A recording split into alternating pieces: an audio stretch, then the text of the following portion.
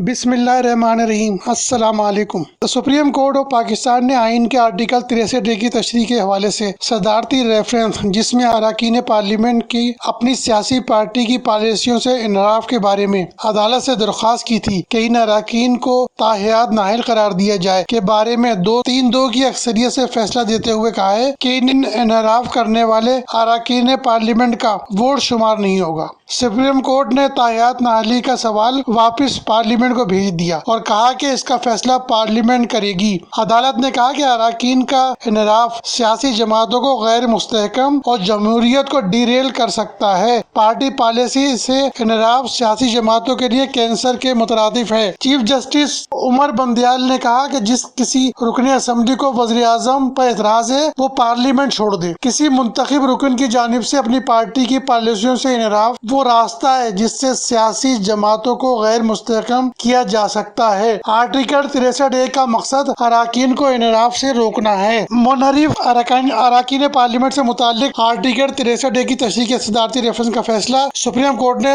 3-2 کی اکثریت سے سنایا ہے۔ بینچ کے 2 ججز جسٹس جمال مندوخیل اور جسٹس مظہر عالم میاں خیل نے فیصلے سے اختلاف کیا۔ چیف جسٹس عمر عطا بندیال کی سربراہی میں 5 رکنی لارجر بینچ کے 3 ججز جسٹس عطا بندیال، جسٹس اعجاز الحسن اور جسٹس منیب مختار نے اکثریتی رائے دی۔ پی ٹی آئی اراکین کی تاحیات نااہلی کے درخواستیں خارج، جس سے یہ اراکین تاحیات نااہلی سے بچ گئے۔ تحریری فیصلے میں کہا گیا ہے کہ پارلیمانی پارٹی کی ہدایت کے خلاف رکن کا ووٹ شمار نہیں ہوگا۔ یہ جو سپریم کورٹ نے فیصلہ دیا ہے یہ ہماری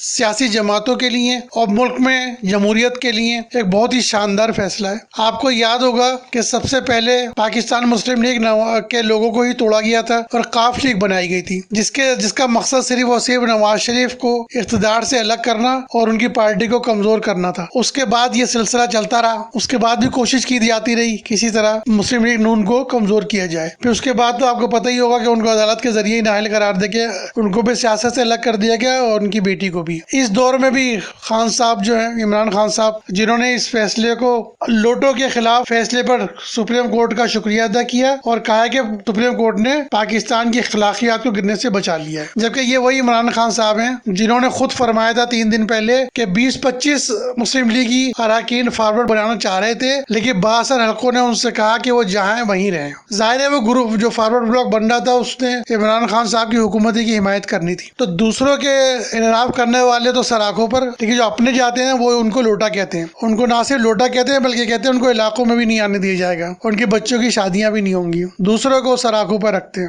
اس وقت بھی پنجاب اسمبلی کے 4 مسلم لیگ کے اراکین جو ہیں وہ حکومت کے ساتھ ہیں، لیکن وہ خان صاحب کو نظر نہیں آتا، بلکہ ان کو نظر آتے ہیں وہ اراکین جو ان کی اپنی پارٹی کے انحراف کر کے گئے ہیں۔ یہی وجہ ہے کہ قانون بھی صحیح ہوتا ہے، آئین بھی صحیح ہوتا ہے، لیکن اس کو جو استعمال کیا جاتا ہے وہ اپنے ذاتی مقصد کے لیے استعمال کیا جاتا ہے۔ خان صاحب کو ہر معاملے میں جیسے کہ پتہ ہے ان کی اپنے دیکھنے کے 2 ذریعے ہوتے ہیں، ایک اپنے لیے تو ایک دوسروں کے لیے۔ جس بات میں، جس فیصلے میں دوسرے لوگ مجرم ہوتے ہیں اسی بات کو وہ اپنے لیے باعث فخر سمجھتے ہیں۔ امید ہے کہ اس فیصلے سے جو لوٹے بنائے جاتے ہیں، چاہے وہ کوئی بھی پارٹی ہو، اس کا راستہ بند ہوگا اور پاکستان میں جمہوریت کا راستہ مستحکم ہوگا، اور کسی وزیر اعظم کو بلیک میل کرنے کے لیے اس کے اراکین کو اس طرح سے پارٹی سے انحراف نہیں کروایا جائے گا۔ ابھی بھی اس میں کچھ سکون تو ہے کہ ووٹ تو شمار نہیں ہوگا، لیکن اگر کوئی اراکین پارلیمنٹ کسی کے کہنے پہ ووٹ ہی نہ دے اس کا کیا ہوگا؟ جہاں تک تعلق ہے کہ وفاقی حکومت کا، شہباز شریف صاحب کی، تو اس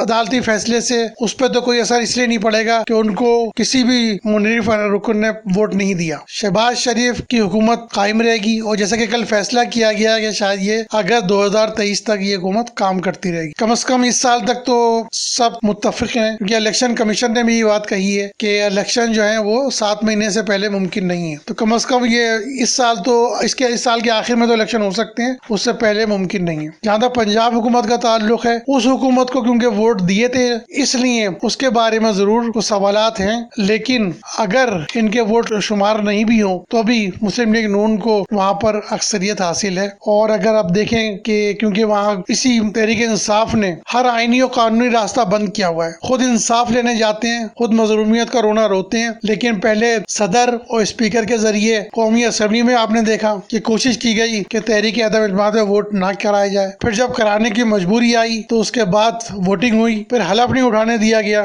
وزیر اعظم کو، اس کے لیے جب حلف بھی اٹھا لیا تو پھر اس کے بعد وہی سلسلہ دہرایا گیا پنجاب میں۔ آپ نے دیکھا ہوگا کہ وزیر اعلیٰ کے انتخاب کے لیے ووٹنگ نہیں کرانے دی گئی، زبردستی کا مار پیٹ کی گئی اور اپنے ہاتھ ٹوٹے بھی دکھائے گئے، کسی کے بارے میں کہا گیا اس کی بہت طبیعت خراب ہے، ICU میں داخل ہے۔ یہ بہانے اور ڈرامے کر کے کوشش کی گئی کہ وہاں الیکشن کا نہ ہو، لیکن الیکشن ہوا، حمزہ شہباز وہاں سے جیتے، اس کے بعد ان کو حلف اٹھانے نہیں دیا گیا، ہر طرح سے رکاوٹ پیدا کی گئی، پھر کورٹ کے کہنے پر ان کو حلف اٹھایا تو اب ان کی کابینہ تشکیل نہیں پا رہی ہے کیونکہ ان کو حلف لینے کے لیے کوئی بھی تیار نہیں ہے، گورنر صاحب وہاں کے حلف لینے کو تیار نہیں ہے، اسپیکر صاحب بھی حلف لینے کو تیار نہیں ہے۔ تو یہ سارے غیر قانونی کام جو ہے یہ PTI عمران خان صاحب کی سرپرستی میں ہی کر رہی ہے، اور جو اپنے خلاف فیصلہ ہوتا ہے اس کو وہ کہتے ہیں کہ رات کے 12 بجے فیصلہ کیوں آیا، لیکن ان کے اپنے یہ فیصلے دیکھیں تو تمام غیر آئینی غیر قانونی ہیں۔ امید ہے کہ سپریم کورٹ کے اس فیصلے کے بعد پاکستان میں اس طرح کی جو سیاست تھی وہ دم توڑے گی اور وزیر اعظم کو بلیک میل کرنے کا سلسلہ ہمیشہ کے لیے ختم ہوگا۔ السلام علیکم۔